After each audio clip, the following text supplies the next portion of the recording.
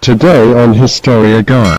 I, Donald John Trump, do solemnly swear For millions of Americans, this scene makes absolutely no sense. faithfully execute the office of President of the United States. the office of President of the United States. Politics is largely about telling stories. People love stories. We believe in them. We may even need them. Tales of heroes and villains motivate us. They captivate us, offering a welcome distraction from our everyday lives. When an audience sits spellbound before a story that speaks directly to them, even truth fades into irrelevance. Drop your sword. Trump's victory cannot be fully comprehended without this understanding. He told the story of a common man saving the world from the powerful and evil king. In this tale, though, a rich and famous political outsider takes the place of the common man, while the political establishment takes the place of the powerful and evil king. It's a story that, under Ronald Reagan, became cemented as the key premise of today's Republican Party. The premise sold? Big government equals bad government. The origins of the modern-day anti-government sentiment can be traced back to the 1960s. The US came out of World War II not only as the most powerful nation in the world, but as a society that generally agreed that the federal government played a key role in securing the well-being of the country. This shouldn't be a surprise, especially following the Great Depression of the 1930s. The government's place as a key regulating force was not broadly questioned, and the country saw its most equitable and prosperous economic years during the 3 decades following World War II. But the prosperity overshadowed a culture of severe oppression. When Lyndon Johnson actively helped overturn segregation and ensured both civil and voting rights for non-whites, the United States federal government acquired more power to ensure change was implemented across the country. This turned the segregation-supporting southern states away from the Democratic Party, strengthening cries for states' rights. The Big Tent Republican Party welcomed these segregation-supporting Dixiecrats with open arms. Moreover, the overall changing culture of the 60s shocked tradition-loving Americans. The free speech movement on the campus of UC Berkeley frightened many previous supporters of a vast and affordable public education. Students questioning the established power structure became too much.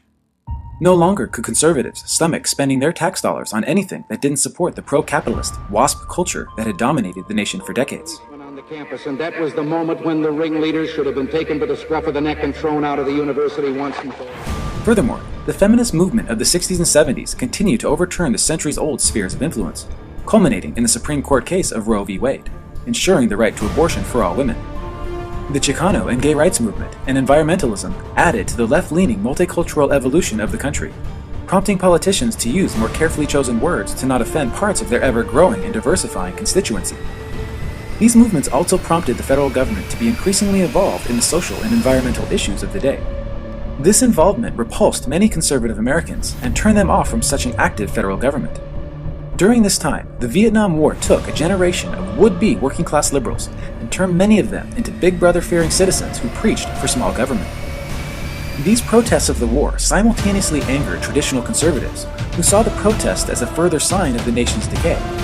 All this, combined with the urban uprisings and the countercultural revolution, Nixon felt the need to call upon the so-called silent majority of the country to support the war.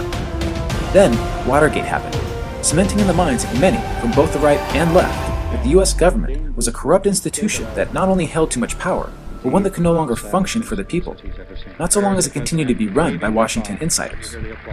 Add Ford's presidential pardon of Nixon, several years of stagflation, out-of-control oil prices, and a hostage crisis that made President Carter look weak, and you have the environment in which Reagan sold the US people the story that big government is bad government. The American people were ripe for such a story, as they'd had plenty of experience to reinforce such a narrative. Fueled by a moral majority composed of mostly white fundamentalist Christians who believed the federal government had been overtaken by evil forces, tradition-loving Americans were encouraged to quote-unquote retake the country. And if Jerry Falwell, Ronald Reagan is elected president, Jerry Falwell and Ronald Reagan will purge or purify the land, something of that order. All the nation's complicated problems became the fault of the federal government. This tale of government incompetence became entrenched in the Republican Party, fueling cries to shrink the Washington bureaucracy.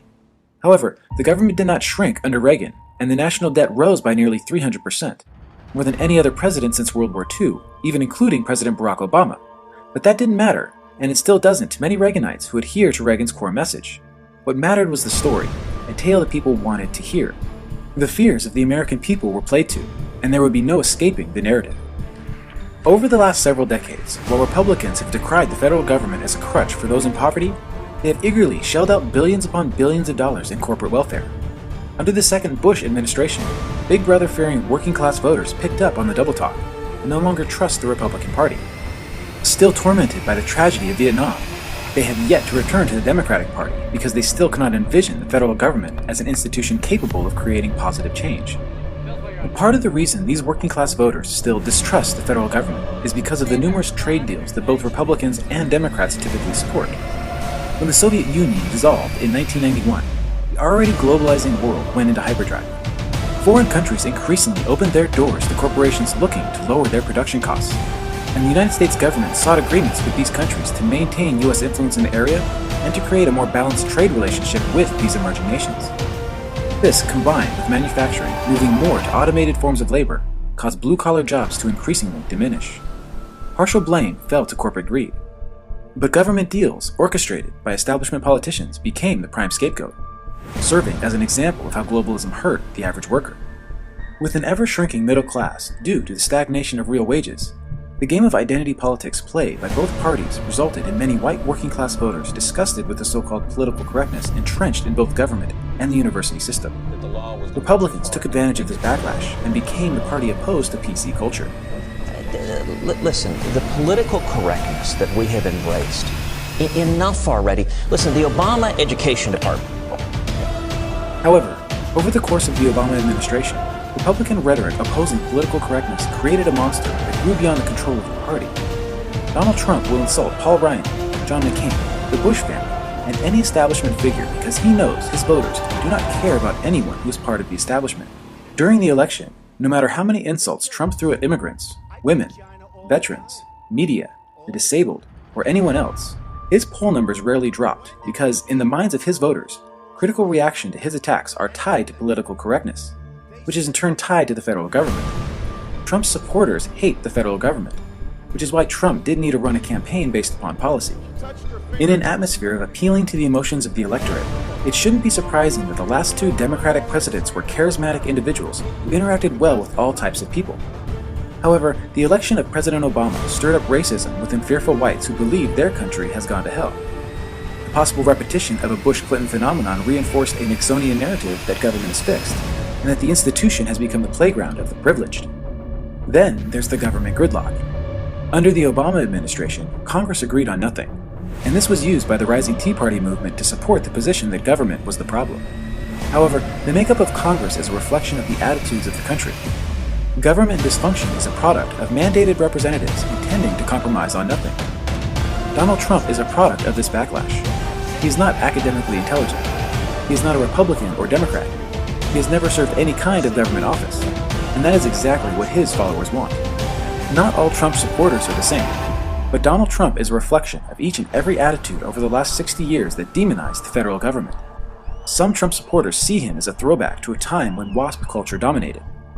Others see Trump as a barrier to protect the country from the so-called dangerous and culture-threatening immigrants of other nations. People opposed to the so-called PC public education system see Trump as a return to the glory days when schools taught lessons inculcating the uncriticized benefits of free market capitalism and traditional values. Many corporate-fearing working-class people who fear Big Brother even more see Trump as a needed wrecking ball to topple Washington so the country can somehow start over. Arguing policy between most Clinton and Trump supporters was a waste of time. To talk of policy, one first needs to be convinced about the purpose of government. Every national election since Ronald Reagan's presidency has been a referendum on the purpose of government. This election was no different. The only difference is that, for the first time since 1852, a Democrat did not run against a Republican. There was only one establishment in this presidential election, which is exactly why Donald Trump could say almost anything he wanted without feeling a drastic backlash from his voters. This is why the founders feared democracy. This is why the founders could not help but create establishments. There needed to be a filter on the passions and confusions